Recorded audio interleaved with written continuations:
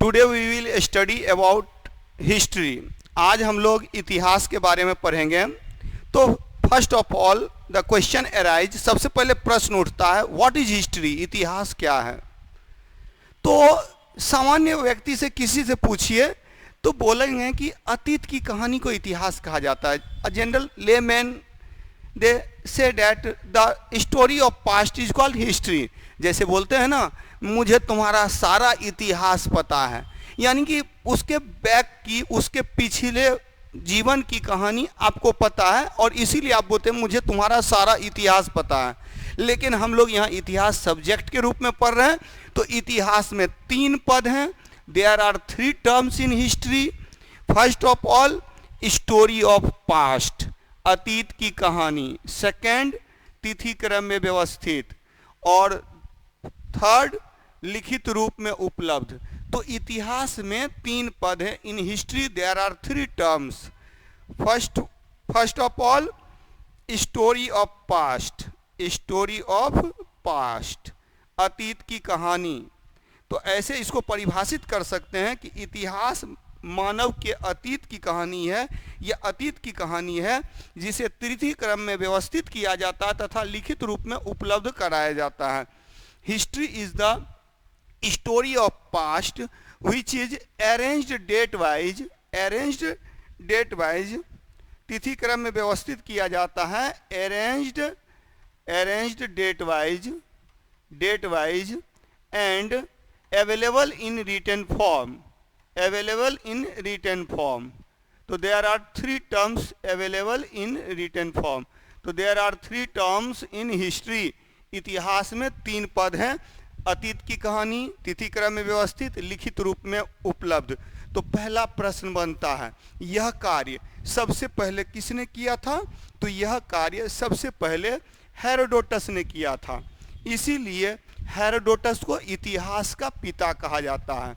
तो first point जो note down करेंगे हेरोडोटस के संदर्भ में कि हेरोडोटस कौन थे। तो हेरोडोटस यूनानी विद्वान थे। Herodotus was a Greek scholar. Herodotus एक यूनानी विद्वान थे। Herodotus was a Greek scholar थे। He was a Greek scholar. तो हेरोडोटस यूनानी विद्वान थे। उनकी पुस्तक का नाम हिस्टोरिका है। His book name was Historica. तो Historica book was written by Herodotus in which, जिसमें उन्होंने अतीत की कहानी को तिथि क्रम में व्यवस्थित किया और लिखित रूप दिया। तो इसीलिए he is known as father of history. उन्हें इतिहास का पिता कहा जाता है। He is known as father of history. इन्हें इतिहास का पिता कहा जाता है। He is known as father of history. Clear?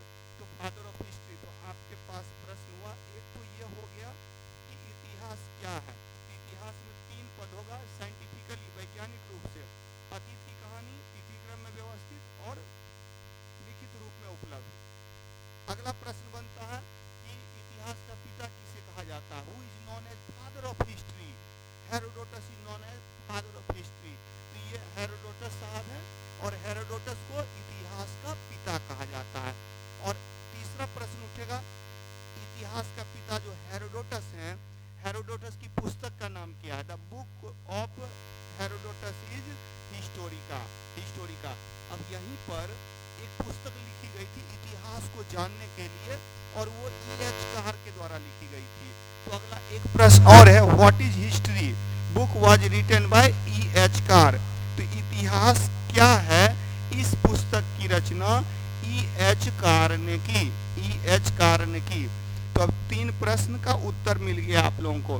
पहला कि इतिहास क्या है, तो अतीत की कहानी, तिथि क्रम में व्यवस्थित और लिखित रूप में उपलब्ध। What is history? History means story of past arranged date wise and available in written form. दूसरा प्रश्न है, who is known as father of history? Second question is who is known as father of history. दूसरा प्रश्न है, इतिहास का पिता किसे कहा जाता है? हेरोडोटस को कहा जाता है। तीसरा प्रश्न है कि which is the book of Herodotus की पुस्तक कौन सी है? तो that is Historica. And third third one, एक और ये जस्ट आप याद रख सकते हैं कि Herodotus was a Greek scholar. अब अगला प्रश्न है कि इतिहास क्या है, पुस्तक की रचना किसने की? What is history book was written by whom? तो it was written by E.H. Carr. E.H. Carr के द्वारा लिखी गई पुस्तक है, E.H. कार के द्वारा लिखी गई पुस्तक है इतिहास क्या है। चलिए आगे बढ़ते हैं हम लोग। अब याद रखेंगे कि इतिहास में 3 पद हो गए, एक तो हो गया अतीत की कहानी, दूसरा हो गया लिखित रूप में उपलब्ध, तीसरा हो गया तिथि क्रम में व्यवस्थित। तो एक प्रश्न उठता है कि मानव के अतीत का एक बड़ा भाग है जिसके बारे में लिखा हुआ कुछ नहीं है, तो क्या उसे इतिहास नहीं कहेंगे? जी हाँ, उसे इतिहास नहीं कहेंगे, उसे प्राक इतिहास कहेंगे, दैट इज प्री हिस्ट्री। तो अगला प्रश्न बनता है कि we are studying, since we are studying history of India, हम लोग भारत का इतिहास पढ़ रहे हैं, तो भारत में इतिहास की शुरुआत कब से होती है? तो in India history was started from 600 BC, 600 ईसा पूर्व से इतिहास की शुरुआत होती है। Why it was started from 600 BC? Because writing was developed in India in 600 BC। Bharat में लेखन कला का विकास 600 BC में हुआ। Writing was developed in India. Writing was developed in India. Developed in India. India in 600 BC. 600 BC. 600 ईसा पूर्व में writing का विकास हुआ। भारत में लेखन कला का विकास 600 ईसा पूर्व में हुआ। एक ही चीज को मैं बार बार बता रहा हूं, तो इसी क्रम में जब मैं हिंदी इंग्लिश दोनों में बोल रहा हूं तो अंग्रेजी वाले अंग्रेजी में लिख लेंगे, हिंदी वाले हिंदी में लिख लेंगे। और इसी तरह से अभी तक हम लोगों ने चार पांच पॉइंट पर डिस्कस किया। पहला कि इतिहास क्या है, तो मानव के अतीत की कहानी, तिथि क्रम में व्यवस्थित और लिखित रूप में उपलब्ध। What is history? तो story of past arrange date wise and available in written form. दूसरा प्रश्न हुआ इतिहास का पिता किसे कहते हैं? Who is known as father of history? Herodotus. तीसरा प्रश्न होता है इतिहास, हेरोडोटस की पुस्तक का नाम क्या है? Which book was written by Herodotus? That is Historica. तो हिस्टोरिका पुस्तक की रचना हेरोडोटस ने किया, जिसमें उन्होंने अतीत की कहानी को तिथि क्रम में और लिखित रूप में उपलब्ध कराया। और उसके बाद अगला प्रश्न होता है कि इतिहास क्या है पुस्तक की रचना किसने की? E.H. कार ने की। अब पांचवा प्रश्न है कि भारत में लेखन कला का विकास कब हुआ? 600 ईसा पूर्व में। तो writing was developed in India in 600 BC। That means कि बिफोर 600 BC, 600 ईसा पूर्व के पहले क्या था? प्री हिस्ट्री था, प्राक इतिहास था। Prehistory that means we have no written evidence which can be read for this period. तो इस काल की कोई भी ऐसी लिखित सामग्री नहीं है जिसको हम पढ़ पाए, इसीलिए इसको प्राक इतिहास कहा जाता है, इतिहास के पहले कहा जाता है। और इस तरह से भारत में इतिहास की शुरुआत कहां से होती है? तो history was started in India in 600 BC, 600 ईसा पूर्व में। क्योंकि 600 ईसा पूर्व के बाद की जो लिखित सामग्री है उसको पढ़ा जा सका है और उससे हमें जानकारियां मिलती हैं, इसीलिए भारत में इतिहास की शुरुआत 600 ईसा पूर्व में होती है। तो इस तरह से इतिहास में 2 भाग हो गए, एक प्राक इतिहास, दूसरा इतिहास। आप लोग याद रखेंगे कि ये प्राक इतिहास यानी प्राक प्री हिस्ट्री का ही अंतिम भाग है जिसमें कुछ रिटन एविडेंस मिले हैं। The last part of prehistory in which some written evidences were found but we are unable to read। तो हम लोग उसे पढ़ने में सक्षम नहीं हैं।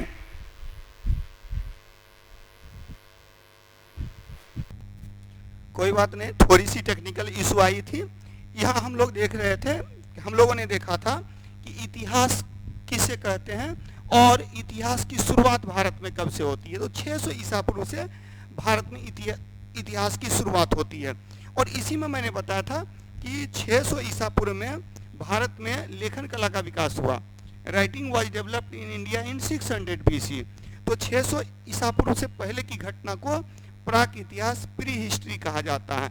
इसी में याद रखना है कि in this part in prehistory, प्राक इतिहास में अंतिम काल जो लास्ट है उसमें कुछ लिखित सामग्री मिली है लेकिन उसे पढ़ा नहीं जा सका है। There are some written materials, written evidences, but we are unable to read. That is called proto history. इसे आदि इतिहास कहा जाता है. It is called proto history. इसे आदि इतिहास कहा जाता है, प्रोटो हिस्ट्री. तब हम लोग क्या करते हैं? Then what will we do, will be done. तो क्या किया जाएगा? तो क्या ये जाएगा कि इतिहास में काल को 3 भागों में बांटा जाएगा. और यही कारण है, देखिए बहुत सारे लोग नहीं जानते हैं कि आदि इतिहास अलग भाग नहीं है प्राक इतिहास का. Proto history is not a separate part, it is a part of pre history. यह प्री हिस्ट्री का ही पार्ट है.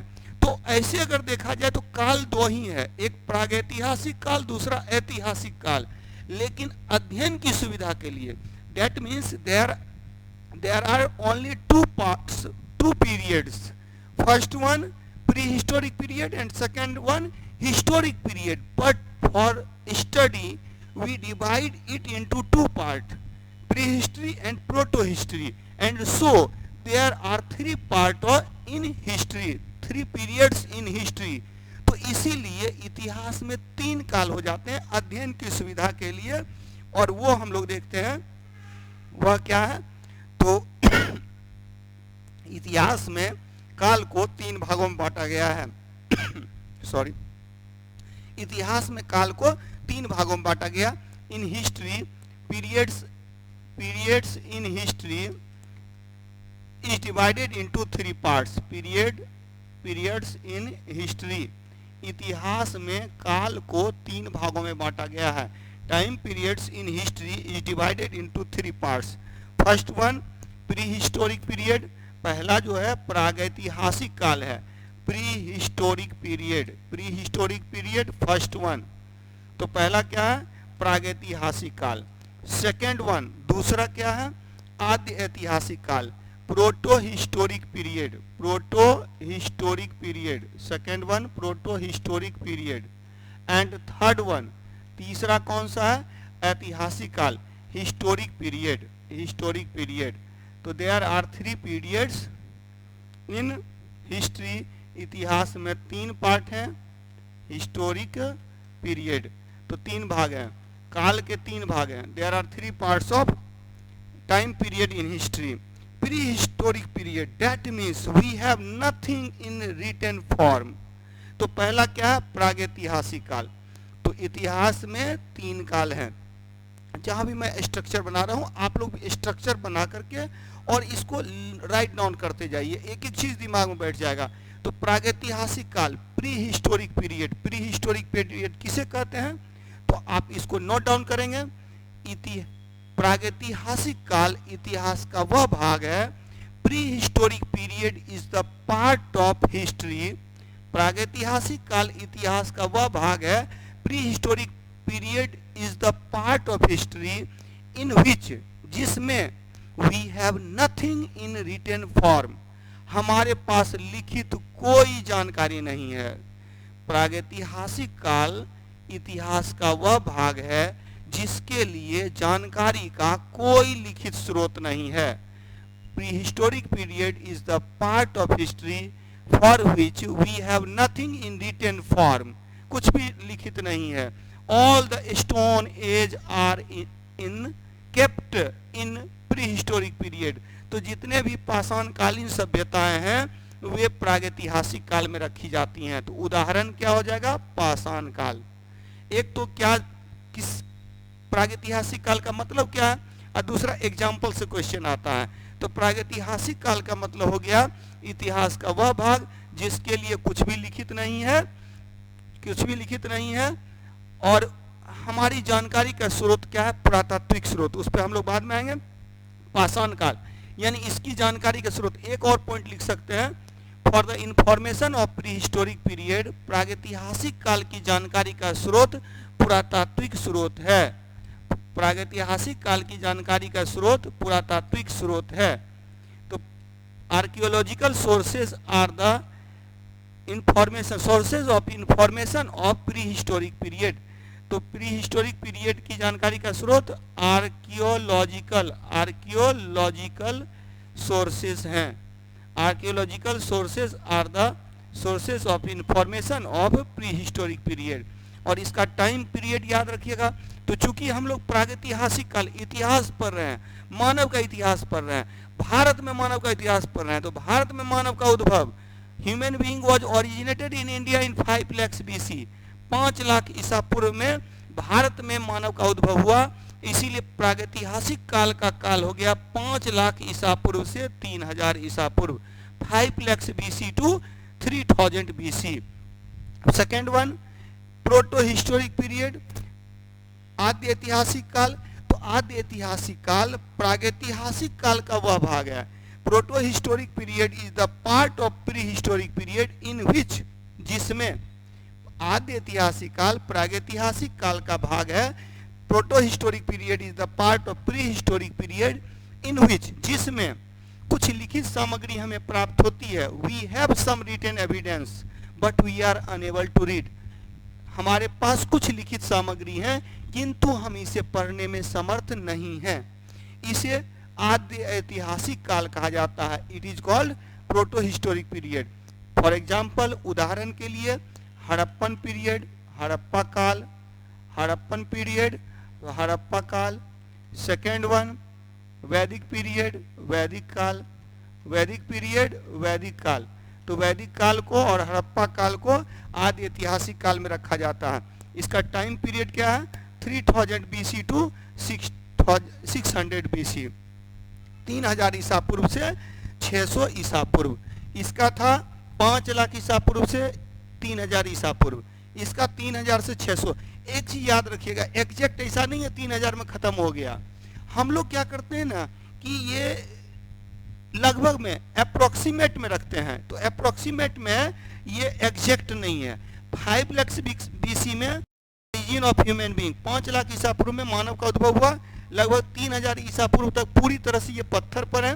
3500 ईसा पूर्व में तांबे की खोज हुई, ताम्रपाषाण शुरू हुआ, और फिर ये कांसे की खोज हुई तो कांस्य युगीन सभ्यता आई, हड़प्पा सभ्यता आई। तो ब्रॉन्ज एज कल्चर थी हड़प्पन कल्चर। तो यहाँ पर हड़प्पा काल को रखा जाता है किसमें? आद्य ऐतिहासिक काल में। और वैदिक काल को भी। अब यहाँ प्रश्न उठता है, वैदिक काल की जानकारी के स्रोत वेद हैं, वैदिक काल की जानकारी के स्रोत वेद हैं, किंतु वैदिक काल को आद्य ऐतिहासिक काल में रखा जाता है। यहाँ से ये यूपीएससी के स्तर पर एक शॉर्ट क्वेश्चन पूछा जा सकता है। तो वैदिक काल का मतलब हो गया कि जिस काल की जानकारी का स्रोत वेद है, वेद लिखित रूप में है। इसको थोड़ा याद रखिएगा, यहाँ कंफ्यूजन होती है, उस कंफ्यूजन को याद रखिएगा। एक्चुअली वैदिक काल का की जो समय अवधि है 1500 ईसा पूर्व से 1500 BC से 600 BC है। यानी वेदों से हमें जिस काल की जानकारी मिलती है वो 1500 ईसा पूर्व से 600 ईसा पूर्व है। We come to know about this period 1500 BC to 600 BC from Vedas, so this period is called Vedic period. लेकिन याद रखिएगा, वेदों की रचना 1500 से 600 के बीच में की गई। इसी पर मैं बड़ा अच्छा एग्जांपल देता हूं। जब आपको कोई चीज़ पसंद आ जाए, जैसे मान ले रहे हैं किसी को आपने देखा, वो अच्छी लगी और आपके मन में भाग गई, अब क्या होता है, आपकी रचनात्मकता बढ़ जाती है। आप रात में सोए हुए हैं, सोते सोते उसको याद करते हुए आपने 2-4 लाइनें लिख दी और रात में सो गए। सुबह उठे तो याद आया कि रात में कुछ आपने क्रिएट किया था। तो आप क्या करते हैं, मैसेज टाइप करते हैं और सेंड कर देते हैं। तो ये जो आपने क्रिएट किया वो रात में किया, लेकिन इसको लिखित रूप रिटन फॉर्मेट में कब लाया? तो मॉर्निंग में। तो इसकी रचना हुई रात में, लेकिन इसको लिखित रूप दिया गया सुबह में। वैसे ही है कि वेदों की रचना की गई 1500 से 600 के बीच में। चूंकि इस समय राइटिंग नहीं डेवलप हुआ था, तो इस समय गुरु शिष्य परंपरा से सुन कर बातें आगे बढ़ती थी। और जब राइटिंग का डेवलपमेंट हो गया 600 BC में, तो उसको रिटन फॉर्म में अवेलेबल कर दिया गया, लिखित रूप दे दिया गया। तो यही याद रखिएगा कि in Vedas we have information of 1500 BC to 600 BC, but we have nothing in written form for this period. तो वैदिक काल से 1500 ईसा पूर्व से 600 ईसा पूर्व की जानकारी मिलती है, लेकिन इस काल का कुछ भी लिखित हमारे पास नहीं है। तो इस काल में केवल वेदों की रचना हुई। Vedas were created between 1500 BC to 600 BC, and it came in written form after 600 BC। तो यह लिखित रूप में कब आया? 600 ईसा पूर्व के बाद। इसीलिए वैदिक काल की जानकारी का स्रोत वेद उपलब्ध है, लेकिन इसको आद्य ऐतिहासिक काल में रखा जाता है, इसको ऐतिहासिक काल में नहीं रखा जाता है। And after that from Mahajanapada period to till now, अब तक की घटना, अभी कल तक की घटना आपको इंटरनेट खोलिए, इंटरनेट पर मिल जाएगी, यानी इतिहास का दायरा बढ़ गया। तो historic period comes up to today's time, तो आज के समय तक, यानी tomorrow's, yesterday's, all the events are available on internet. तो कल की सारी घटना इंटरनेट पर उपलब्ध है इन रिटन फॉर्म, लिखित रूप में, यानी कल तक की सारी घटना इतिहास का भाग हो गई। तो इतिहास का दायरा बढ़ गया है। चलिए, और इसमें टाइम पीरियड हो जाएगा after 600 BC, historic period. Clear? तो पहला प्रश्न किया हम लोगों ने, इतिहास क्या है? मानव के अतीत की कहानी, लिखित रूप में उपलब्ध, तिथि क्रम में व्यवस्थित। What is history? Story of past in arranged date wise and available in written form. दूसरा प्रश्न हुआ, इतिहास का पिता किसे कहते हैं? Who is known as father of history? Herodotus. Herodotus को इतिहास का पिता कहते हैं। तीसरा, हेरोडोटस की पुस्तक का नाम है what is the book of which book was written by Herodotus? Herodotus के द्वारा किस पुस्तक की रचना की गई? हिस्टोरिका। हिस्टोरिका की रचना की गई।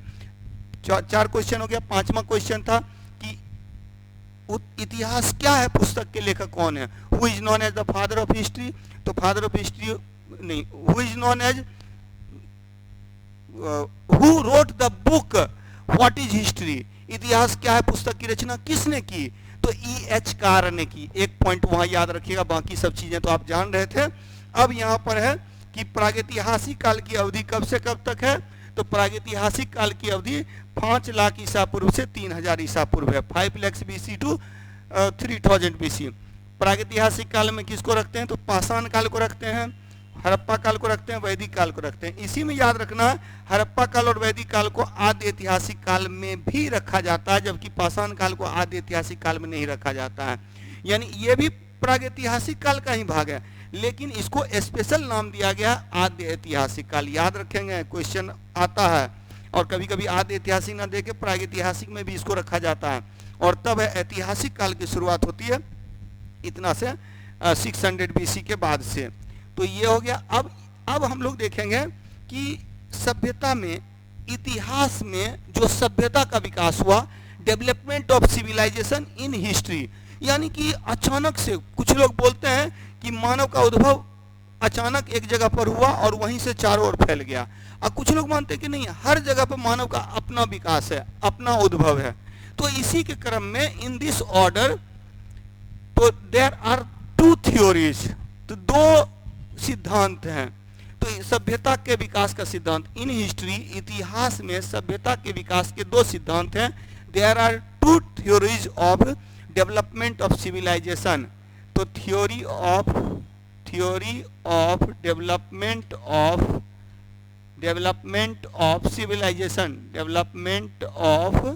सिविलाइजेशन, तो सभ्यता के विकास का सिद्धांत, तो इन हिस्ट्री, इतिहास में there are 2 theories of development of civilization. इतिहास में सभ्यता के विकास के 2 सिद्धांत हैं। पहला विकासवादी सिद्धांत है डेवलपमेंट थ्योरी। तो एक क्या है? विकासवादी सिद्धांत, डेवलपमेंट थ्योरी। और दूसरा क्या है? Expansion theory. तो ये है विसरणवादी सिद्धांत, एक्सपेंशन थ्योरी, विसरणवादी सिद्धांत। तो there are 2 theories, it was given by Lewis Morgan. तो विकासवादी सिद्धांत किसके द्वारा दिया गया? ल्यूस मॉर्गन के द्वारा दिया गया इन 1877। 1877 में ल्यूस मॉर्गन ने विकासवादी सिद्धांत दिया था, जबकि विसरणवादी सिद्धांत के बहुत बड़े प्रवर्तक हैं, तो the supporter of expansion theory is Max Muller. तो मैक्स मूलर जो है ये सपोर्टर है विसरणवादी सिद्धांत के। अब याद रखिएगा कि ये दोनों सिद्धांत है क्या? तो प्रत्येक सभ्यता का अपना विकास होता है। Every civilization has its own development. That means कि प्रत्येक सभ्यता का अपना विकास है, ये विकासवादी सिद्धांत है। मतलब ये कि जैसे बानर की प्रजाति से मानव का विकास हुआ, तो पहले मानव आया, मानव को बुद्धि आई, धीरे धीरे वो असभ्य से सभ्य की ओर बढ़ा। यानी हर जगह पर मानव का अपना विकास है। पहले गांव आया, फिर बाजार बने, फिर शहर आया। तो हर सभ्यता जो असभ्यता के चरण से सभ्यता के चरण में प्रवेश करती है और हर जगह का अपना विकास होता है। ये है विकासवादी सिद्धांत। यानी अगर हड़प्पा के विकास की बात की जाएगी तो हड़प्पा सभ्यता के अंतर्गत क्षेत्र में ही उसका विकास हुआ, इसका मानना है। जबकि विसरणवादी का मानना है expansion theory accept that civilization starts at in a place, एक स्थान पे सभ्यता का विकास होता है and it expanded all around, चारों ओर इसका विस्तार हो जाता है। तो ये विसरणवादी सिद्धांत है। क्लियर? क्वेश्चन यही आएगा। विकासवादी सिद्धांत के प्रवर्तक कौन है? Luce Morgan. ल्यूस मॉर्गन, तो Luce Morgan is the Luce Morgan had given the development theory in history, while Max Muller is a big supporter of expansion theory of history. तो इतिहास में विसरणवादी सिद्धांत के बहुत बड़े प्रवर्तक हुए मैक्स मूलर, जबकि विकासवादी सिद्धांत किसने दिया? तो ये ल्यूस मॉर्गन ने दिया। तो ये दो पद याद रखेंगे। अब हम लोग करते हैं कि चूंकि मानव का इतिहास पढ़ रहे हैं, मानव की उत्पत्ति कहाँ पे हुई? पृथ्वी पे हुई। तो हम लोग पृथ्वी पर मानव के विकास को देखते हैं, तो इसके लिए जरूरी है कि थोड़ा पृथ्वी के विकास को देख लें, डेवलपमेंट ऑफ अर्थ देख लें। तो development of earth is also called geologic history of the अर्थ। तो पृथ्वी का भूगर्भिक इतिहास, तो geological history of the earth, geological history of the अर्थ। तो पृथ्वी का भूगर्भिक इतिहास क्या है? तो पृथ्वी के भूगर्भिक इतिहास को मतलब पृथ्वी की उत्पत्ति से लेके अब तक के काल को 5 भागों में बांटा गया है। From the origin of earth to till now there are 5 parts which is called geological history of the earth. पृथ्वी की उत्पत्ति से अब तक के भाग को 5 भागों में बांटा गया है, जिससे पृथ्वी का भूगर्भिक इतिहास कहते हैं। एकदम याद कर लीजिए, थोड़ा सा हार्ड है लेकिन आसान लगेगा। 1-2 बार आपके मुंह पर बैठ जाएगा तो काफ़ी आसान हो जाएगा। Once you recognise, you remember all these things, it becomes easier. तो ये आसान हो जाता है। तो पहले पृथ्वी की उत्पत्ति से अभी तक का, तो पहली बात तो ये प्रश्न कई बार पूछा हुआ है, पृथ्वी की उत्पत्ति कब हुई? तो ऐसे माना जाता है 4.6 बिलियन ईयर्स एगो, 4.6 अरब वर्ष पूर्व में, 6 अरब वर्ष पूर्व में पृथ्वी की उत्पत्ति हुई। पृथ्वी की उत्पत्ति कब हुई? तो अर्थ was originated 4.6 billion years ago. तो पृथ्वी की उत्पत्ति 4.6 अरब वर्ष पूर्व हुई।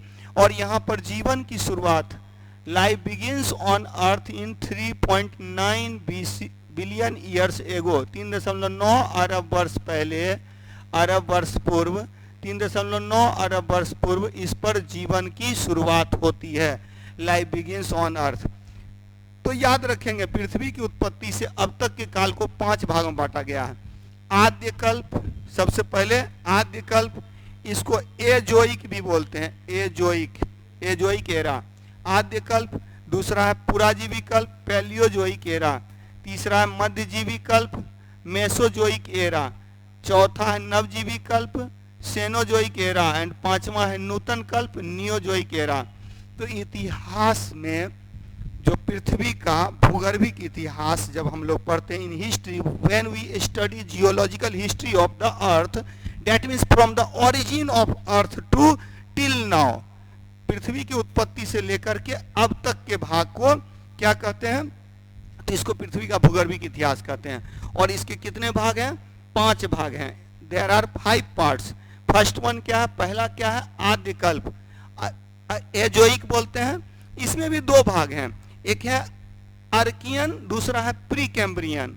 अर्कियन और प्री कैम्ब्रियन इसका भाग है। ये हमारे लिए इम्पोर्टेंट नहीं है। ये जब आप पढ़ेंगे ना ज्योग्राफी, तो ज्योग्राफी में भी आप पढ़ते हैं अर्कियन और pre Cambrian.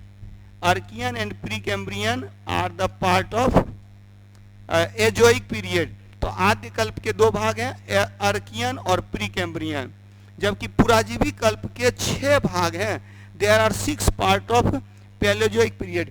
In geography we will study in details, हम लोग इसको विस्तार से पढ़ेंगे।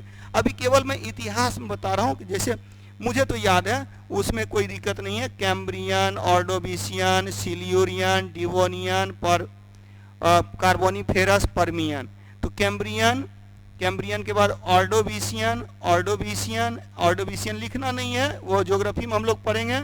ऑर्डोविशियन के बाद सिल्यूरियन है, सिल्यूरियन के बाद है डिवोनियन के बाद है कार्बोनिफेरस, डिवोनियन के बाद कार्बोनिफेरस, और कार्बोनिफेरस के बाद है पर्मियन, कार्बोनिफेरस के बाद है Permian, Carboniferous and then Permian. तो इसके 6 भाग हैं। देखिए ऐसा है कि पृथ्वी पर अचानक से जीवन की उत्पत्ति हुई और अचानक से मानव नहीं आ गया। तो पहले क्या हो गया, जल में जीवन की उत्पत्ति हुई, लाइफ बिगिंस इन वाटर। उसके बाद धीरे धीरे पृथ्वी पर जीवन की उत्पत्ति हुई, धीरे धीरे जीवन का विकास हुआ, और रीढ़ वाले हड्डी वाले जीवों का विकास सिल्यूरियन काल में हुआ। पूरा का पूरा जो समुद्र था वो मछली से भर गया डिवोनियन में, इसी को मत्स्य युग कहते हैं। और इसके बाद जो है इसी समय शार्क वगैरह की उत्पत्ति हुई, और धीरे धीरे कार्बोनिफेरस युग में बड़े बड़े पेड़ पौधे पृथ्वी पर आ गए। यही पेड़ पौधे जब जमींदोज हो गए, जमीन के अंदर चले गए, तो आज कोयला पेट्रोलियम के रूप में मिलते हैं। तो इन vertebrates were developed in Silurian period. Ocean were full of fish in Devonian period, and big trees were found in Carboniferous period. Those big trees were undergrounded, and due to earthquake or other circumstances which were converted into petroleum and coal products, जो petroleum और कोयला के रूप में प्राप्त होते हैं। तो ये भाग है, ये हम लोग ज्योग्राफी में पढ़ते हैं, यहाँ दिमाग मत लगाइए। अभी सिर्फ याद रखिएगा आद्य कल्प, पुराजीवी कल्प, मध्यजीवी कल्प। धीरे धीरे क्या हुआ कि वातावरण गर्म होने लगा, गर्मी को सहने के लिए मोटी चमड़ी वाले जीवों का विकास हुआ, और तब मध्यजीवी कल्प में डायनासोरस आए। इसका भी 3 भाग है, Triassic, Jurassic, Cretaceous. Triassic, Jurassic, Cretaceous. देखिए वहाँ मैं लिखवा के पढ़ाऊंगा, यहाँ केवल मैं बता रहा हूँ कि ट्रियासिक, जुरासिक और क्रिटेशियस ये केवल मैं बता रहा हूँ कि ये इतने भाग हैं, और मुझे याद भी है। देन इसमें ये मध्यजीवी कल्प जो है ये डायनासोरस का काल था, इस पे हम लोग आ रहे हैं। फिर नवजीवी कल्प है, इसमें भी है पैलियोसीन, इयोसीन, ओलिगोसीन,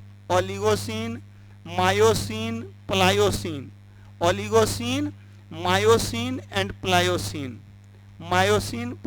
मैं बार बार बोल रहा हूँ कि आप लोग इसको अभी याद नहीं करेंगे, क्योंकि वी आर स्टडिंग हिस्ट्री, हम लोग इतिहास पढ़ रहे हैं। These are the parts of geography. और नूतन कल्प के भी 2 भाग हैं, प्लिस्टोसीन एंड होलोसीन। प्लिस्टोसीन है और होलोसीन है नियोजोइक कल्प का। चलिए ठीक है, तो ये एक पॉइंट मतलब जस्ट मैं बता रहा हूँ कि these are also divided into many parts, इन्हें भी कई भागों में बांटा गया। तो from the origin of the earth, एकदम दिमाग में बैठाइए, पृथ्वी की उत्पत्ति से अभी तक के काल को 5 भागों में बांटा गया। आप एनसीईआरटी बुक खोजेंगे, एनसीईआरटी बुक में ज्योग्राफी में देखेंगे, मिल जाएगा। आप महेश कुमार बर्नवाल की भूगोल एक समग्र अध्ययन में देखेंगे, मिल जाएगा। Geography a comprehensive study book जो महेश कुमार बर्नवाल की है, in that book it is given. So don't be tense, इसको तनाव में नहीं लेना है। मैं केवल बता रहा हूँ पृथ्वी की उत्पत्ति से अब तक के काल को 5 भाग में बांटा गया। आद्य कल्प, अर्कियन, पुराजीवी कल्प, पैलियोजोइक, मध्यजीवी कल्प, मेसोजोइक, नवजीवी कल्प, सेनोजोइक, और नूतन कल्प नियोजोइक। क्लियर, याद हुआ? अब इसको थोड़ा देख लेते हैं। तो यहाँ देखेंगे, मैंने कहा पृथ्वी की उत्पत्ति से अब तक के काल को 5 भागों में बांटा गया है।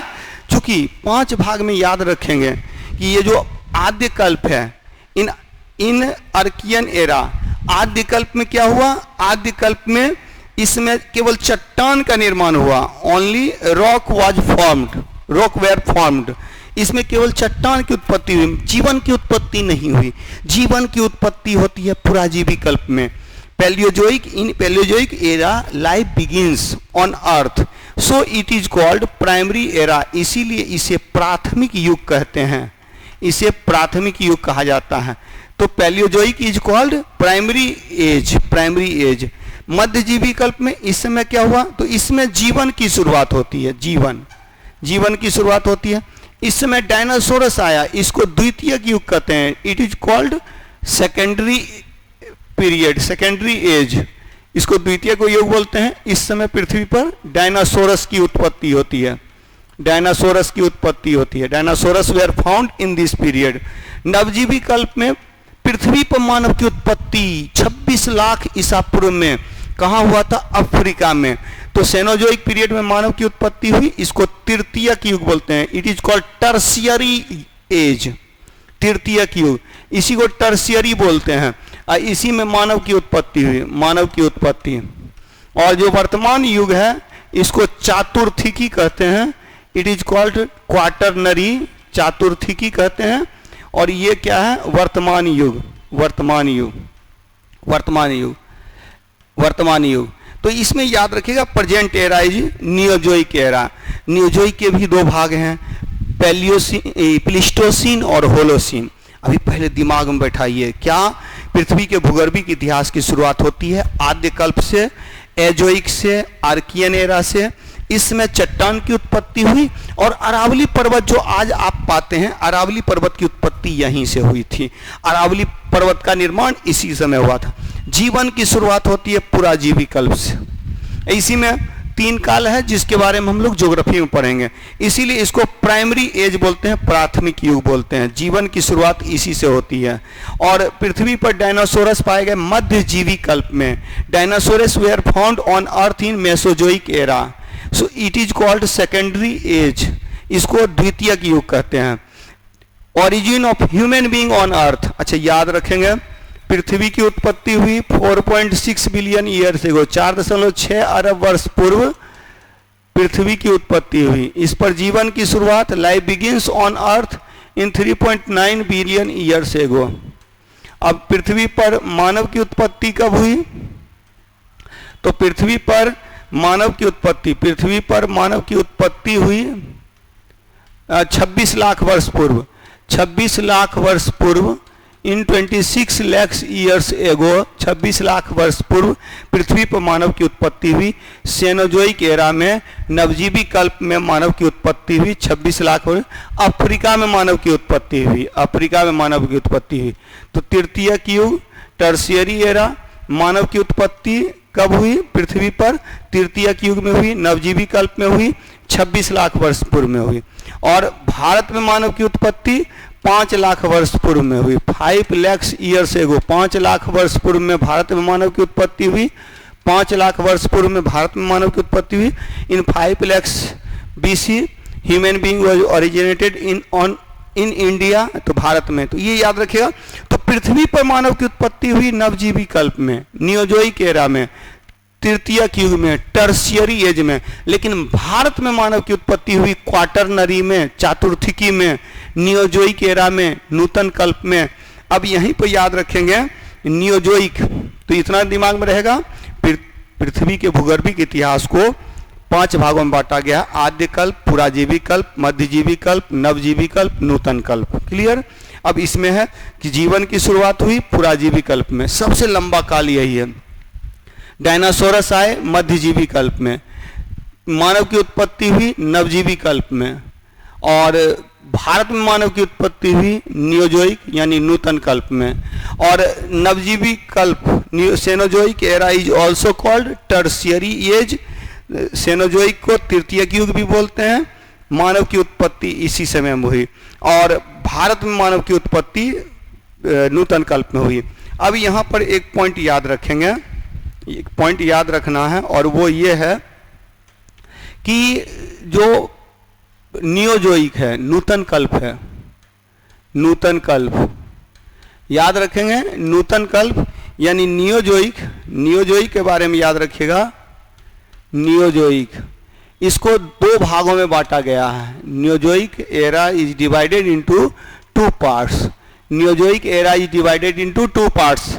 नूतन कल्प को दो भागों में बांटा गया है, एक प्लीस्टोसीन, एक तो प्लीस्टोसीन है और दूसरा है Holocene. First one is Pleistocene, Pleistocene, Pleistocene, Pleistocene यानी प्लीस्टोसीन को ही हम लोग बोलते हैं अभिनूतन, अभिनूतन। और दूसरा है अद्यतन, अद्यतन, अद्यतन is also called Holocene, Holocene. तो याद रखिएगा यानी कि 20 लाख, 20 लाख वर्ष पूर्व से, ईसा पूर्व से 10,000 ईसा पूर्व तक के काल को क्या बोला गया है? प्लीस्टोसीन। और 10,000 10,000 BC2 BC से अब तक टिल नाउ, अब तक के काल को होलोसीन कहते हैं। अब प्लीस्टोसीन में ही यूरोप में 4 हिमयुग देखे गए। यूरोप में प्लीस्टोसीन में 4 हिमयुग देखे गए। गुंज, गुंज GUNJ, गुंज, मिंडेल, मिंडेल, गुंज, मिंडेल MINDEL, मिंडेल, रिस RISS, रिस, और उर्म, उर्म WURM, उर्म। तो यूरोप में 4 भाग, गुंज, मिंडेल, रिस, उर्म, इसे ही हिमयुग कहते हैं। तो यूरोप में 4 हिमयुग। There were 5 ice age in Europe. समझिए पृथ्वी पर मानव की उत्पत्ति अचानक नहीं हुई। पहले क्या हुआ? बानर से मानव का विकास हुआ। ये हम लोग पाषाण काल में पढ़ेंगे, स्टोन एज में पढ़ेंगे। अभी बस मैं बता रहा हूँ, हल्की सी जानकारी दे रहा हूँ। प्लीस्टोसीन में मानव के रहने लायक वातावरण बना, मतलब human like environment was created in Pleistocene era. तो इसी में क्या हो गया? धीरे धीरे ठंडा हुआ वातावरण। अच्छा, इसी में यूरोप में ठंडा होते होते चारों ओर बर्फ ढक गया, जिसको हिमयुग कहते हैं। इसी 4 हिमयुग के बीच में एमोंग दीज 4 आइस एज, इस 4 हिमयुग के बीच में अंतर हिमयुग था। Inter ice age was were found. In that ice age the condition of origin of human being was originated। ठीक है, तो इस तरह से भारत में मानव का विकास कब हुआ? 5 लाख ईसा पूर्व में हुआ। पृथ्वी पर मानव का विकास कब हुआ? तो वह पृथ्वी पर मानव की उत्पत्ति हुई 26 लाख वर्ष पूर्व हुई। अफ्रीका में मानव की उत्पत्ति हुई। तो यहाँ पर ये भी 2-4 पॉइंट है जो कि दिमाग में रखिएगा। पहला तो ये हो गया कि पृथ्वी पर मानव की उत्पत्ति कब हुई? तो पृथ्वी पर मानव की उत्पत्ति, human being was originated on earth. पृथ्वी पर मानव की उत्पत्ति, origin of human being on earth in 26 lakh years ago, 26 lakh वर्ष पूर्व हुई। 26 लाख वर्ष पूर्व origin of human being, origin of human being on earth, human being on अर्थ। तो पृथ्वी पर मानव की उत्पत्ति कब हुई? तो 26 लाख वर्ष पूर्व हुई। कहाँ हुई? अफ्रीका में हुई, इन अफ्रीका। अब मानव का जो पहला अस्थि अवशेष प्राप्त होता है उसे क्या नाम दिया गया? Dryopithecus, Dryopithecus. The first fossils of human being was Dryopithecus. मानव का जो पहला अस्थि अवशेष मिला था, फॉसिल्स मिला था, that was called Dryopithecus and it was found in Africa. ये कहाँ प्राप्त होता? अफ्रीका में प्राप्त होता है। और भारत में मानव की उत्पत्ति कब हुई? तो भारत में मानव की उत्पत्ति, भारत में मानव की उत्पत्ति origin of human being in India. Bharat में मानव की उत्पत्ति कब हुई? तो भारत में मानव की उत्पत्ति 5 लाख BC, 5 लाख ईसा पूर्व में हुई। 5 लाख ईसा पूर्व में हुई। तो भारत में मानव की उत्पत्ति 5 लाख ईसा पूर्व में हुई।